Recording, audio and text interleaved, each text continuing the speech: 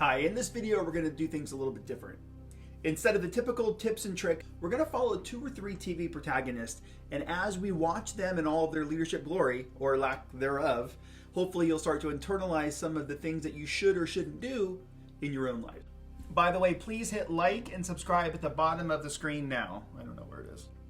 Specifically, we're going to get into the dichotomy of the 2 different leadership styles through Logan Roy from the TV show Succession, and that of Carmy from the TV show The Bear. And we're going to get into tips on what you can either copy or not copy in your own day-to-day as you tackle your own communication challenges.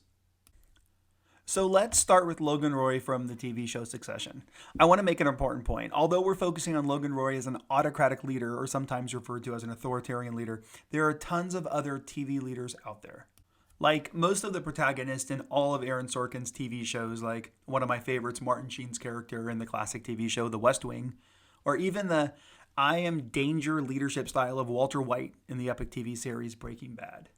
But for this video, we're going to focus on Logan. Now, disclaimer, this character has a humongous family dynamic and dichotomy associated with it. However, Logan time and time again demonstrates a powerful leadership upper hand in any room he's in. And he does this more from what he's not saying, way more than what he's actually saying. Now let's start with the scene where Logan opens up the conversation with an open-ended question. It's a popular Socratic method to gauge his position. However, as the conversation, or really monologue, goes on, notice how Kendall's practically begging for his father's approval. Remember, humongous family dynamic here. Notice in this next clip where Logan, from a leadership perspective, not a father perspective, gives his son Kendall zero vindication, which Kendall is so craving. Check it out. How's it looking? Looking good. I'll keep you posted. The holidays mean the board might be kind of hard to get together, so if it's cool, I've scheduled a call at 4. Then we can issue the release. Uh-huh, you did? Yeah. Is that okay? Hey. You go on. As a leader, these one-on-one moments are so crucial. Then, to blow up the issue, which was part of Logan's plan all along, he announces his plan to the larger group. This is a TV show, but a good rule of thumb: over-communicate in your one-on-one situations before communicating with a group.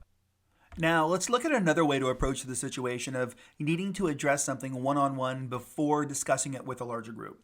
Here, Carmy from the TV show The Bear has talks with Sydney about her idea to lead the back of the kitchen. And although she's opposed to this huge role now, she eventually agrees to it. Let's watch. What did you have in mind? Sorry. Old school brigade. You run it. Respectfully, no. You told me that's what you wanted.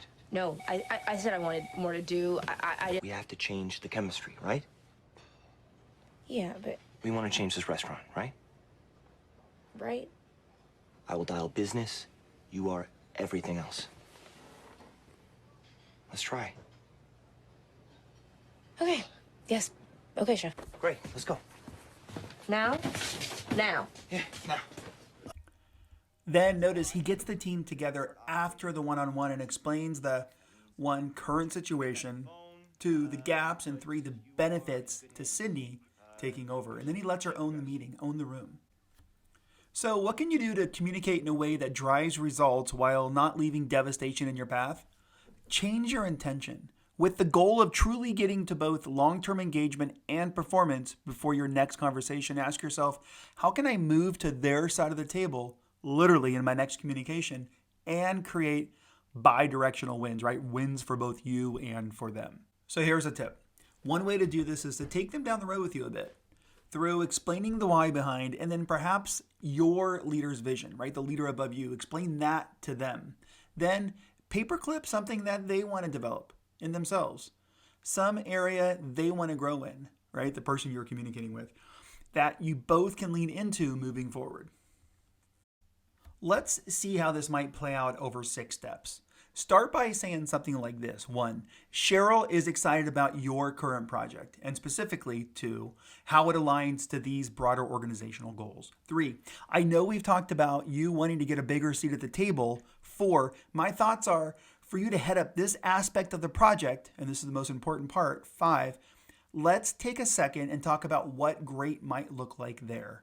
6. What resources might you need to succeed? And this is important. Let them riff on where they think they should start. And then both of you align on communication around the resulting plan. Okay, let's culminate all of this by watching Carmy have a much, much better one-on-one than Logan had at the beginning of the video. What's going on with you? Nothing. Sydney?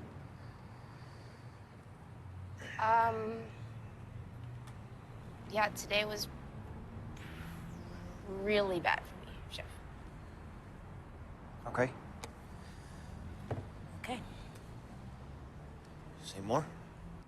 The reason I'm here is because I think I can stand out here. I can make a difference here.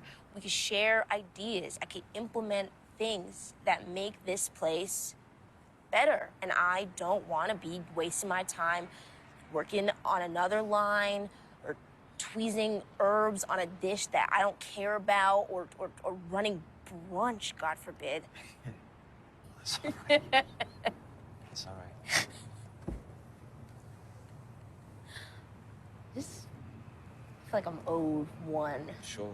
If you look at the conversation between Logan and Kendall in the beginning of the video and the conversation between Carmy and Sydney at the end of the video, they both take the same amount of time but have totally different results.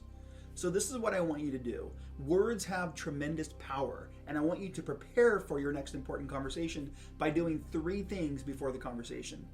Think about it, script it if you need to, but think about what's the current situation, what are the gaps, and this will lead you into a conversation that you can have around aligned resources and direction moving forward.